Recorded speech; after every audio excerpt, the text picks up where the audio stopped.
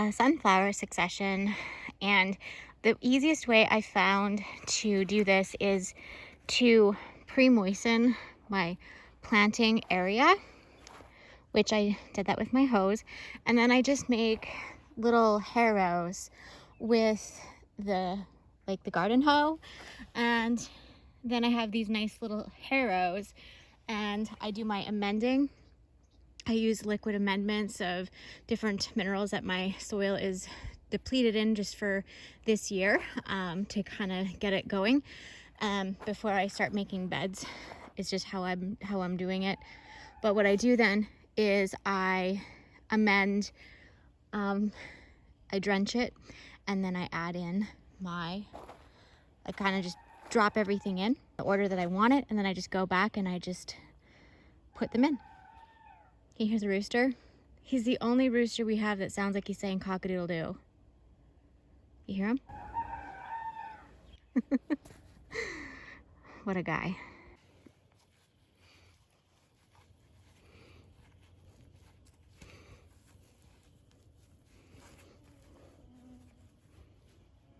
Can you see the mosquitoes?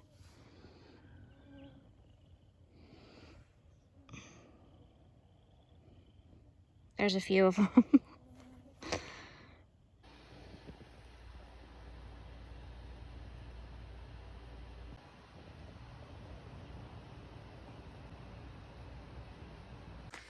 We just had a really good rainstorm come through, and I thought it would be a good day to install some wine cap mushroom, like some fungi into my garden.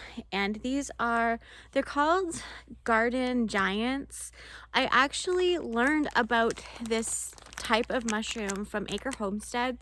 I was watching one of Becky's videos and she had these, and these actually are, I don't know if it's the specific one, but there's some that look exactly like these that grow in the same kind of way here that grow native. My dad used to pick them. He used to call them red tops, and we would be driving down the road and he would spot one of these in the ditch and he'd slam on the brakes, back up the truck, and he would, jump out of the ditch and go harvest them. And he always could spot these from a mile away. He always knew where to find them. And so I grew up on these type of mushrooms. And since I moved to Manning from Valley View, where I'm originally from, there is not as many. I have seen some here, but not as many. So I really wanted to have these in my garden because I know that there's a lot of benefit to having these in the garden. So one of the things that I like about the mushrooms, the mushroom spores, is that they actually do maintain a balance with nematodes. Now, nematodes is something that I use here as a natural insecticide to control fungus gnats in my greenhouse and just in general. So nematodes is something that I install on my farm, but and in my garden space, but sometimes nature can get unbalanced. Every beneficial insect, it needs a predator. Every larva, every thing that you add to your garden, it needs something to balance it. So adding this type of fungi, I think, will be beneficial to my soil because it creates mushroom compost. It also helps build the ability for my soil to be able to retain moisture, creates food sustainability, and it will keep the nematodes in check. So we'll get started. I've never done this before. This is new. I'm just going off of YouTube videos that I've researched. I'm probably going to do it wrong to someone's opinion, but this is what I can do right now in the time frame. These have been sitting in my fridge for a while. I want them out of the fridge and get them in the garden. I'm going to just do what I can today, and then I will get the proper things as they start to establish, and I'll just keep growing and building on this. But today, this is what I'm doing because this is the time frame that I have just to do something. So anyways, we'll get to work. It is recommended to use cardboard, hardwood shavings, as well as straw for the installation of this spawn. However, I don't have hardwood and I don't have straw that has not been sprayed with Roundup. So I am using cardboard, and I'm also using some hay, some Timothy hay, as well as some shavings from basically from our firewood processor, where we cut firewood from spruce and we cut firewood from birch. So basically, I laid down some cardboard and we're putting the layer of shavings down, or I guess this is wood, these are wood shavings. I will put in the mushroom spawn and mix it into the wood shavings, and then we will top dress it with some straw, or sorry, hay. We'll top dress it with hay because I don't have straw. Our hay is not sprayed with any chemicals. It is for our horses' hay, and I feed organic feed. The straw, however, here they do spray it with Roundup, and I don't want to put that in this installation. I tend to not use straw for that reason, because we cannot get straw that has not been sprayed with Roundup where we live. So I'm just using horse hay. I'm installing this on the north side of my greenhouse because it has the most shade on this side. I don't want it in direct sunlight, and it also will have the most moisture. It's most protected on this side. So that is why I'm installing it here. We usually get heavy dews in the morning, so it'll also run down and keep it moist. What's it doing? Hi. You stay out. These mushrooms are also known as King Stropharia, and they are a really good mushroom for beginner growers. They will spread throughout as long as they have food. As long as they have food to continue to break down, which it would be sawdust and hay and cardboard, those kind of things are food to them. So as long as they have something to eat, they will continue to grow and spread. I am creating beds in here, so in my garden. So the spawn will be able to spread throughout the entire garden and inside my greenhouse as well. And I intend to be able to harvest these and preserve them via freeze drying when they come up and flower. I'm just working it in here. I'm in Canada, so I bought this kit from growmushroomscanada.ca, and the cost of it was around $34 plus shipping. I think the shipping was like $15, I think. I'm not quite sure. We top dressed it with about 4 inches of hay on top, and that was it.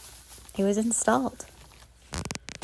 I will link the place where I got this mushroom kit down below, but if you are local, you could probably go to a Macy's Garden Center.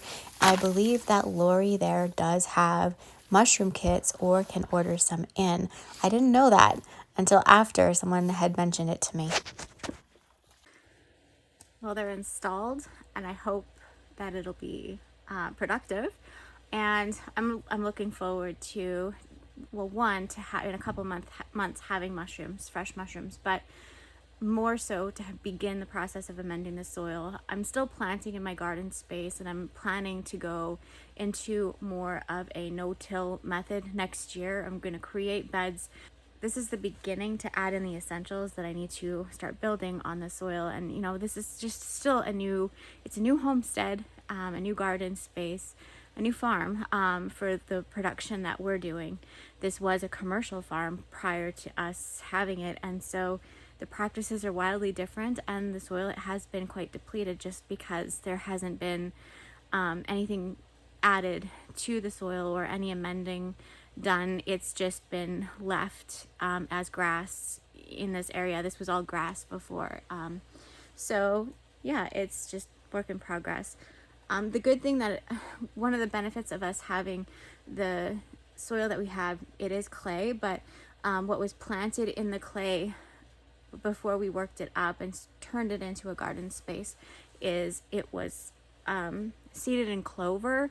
So clover has a lot of benefits to it, and we left the clover, we worked it up, we tilled it in because it was really compacted clay, and then we added composted cow manure and straw, and we worked that in and amended it with that last year, and there was a lot of manure that was added that was breaking down over the winter and the spring. So the soil is in much better condition, except for it's dry and it needs more fungi added. So I feel much better knowing that that's done. And I'm gonna go get this cut up because I seen it and I thought these are really good when they're small and tender. So I'm gonna go and enjoy a kohlrabi that we grew here in the greenhouse, and look at all the brassicas, they're doing really well. So yeah, I guess we'll tootle on in. Stay tuned for updates on how the mushroom installation went. While I was out here, I thought it would be a good time to check and see how my carrots and onions are doing. I've been having a hard time getting my carrots to germinate because it's been so dry, but I think they might be up with this rain. And I just noticed we can see the fog from here, from the Peace River. I'll check this out, it's really cool. You see it? It's pretty cool.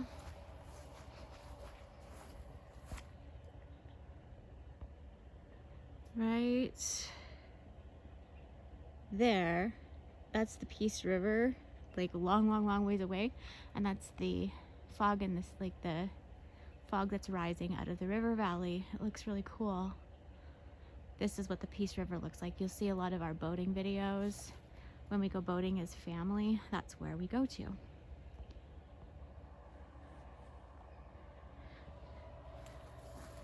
Oh, I'm so happy to see.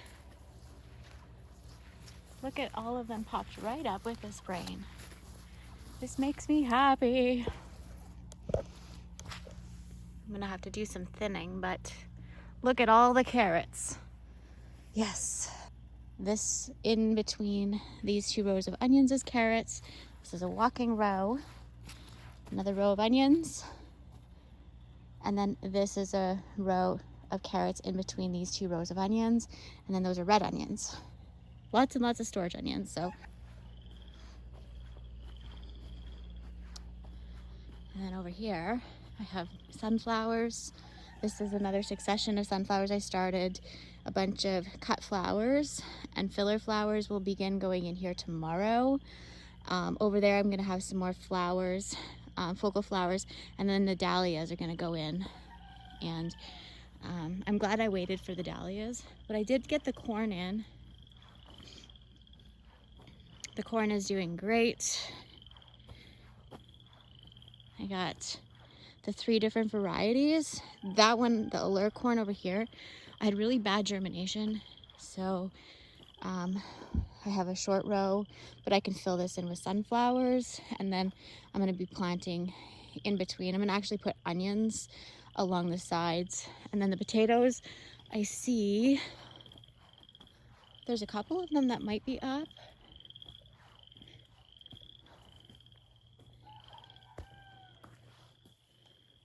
Look, it's a potato. We have a potato that's up, yes. I was worried. We have more here. Potatoes are up, good. That makes me happy.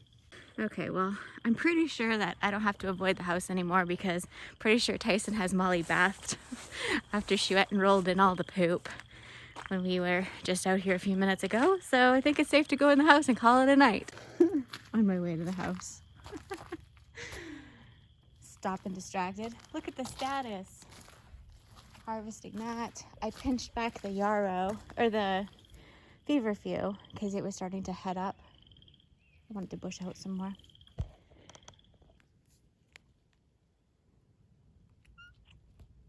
Yay! Backside, Molly! How happy are you?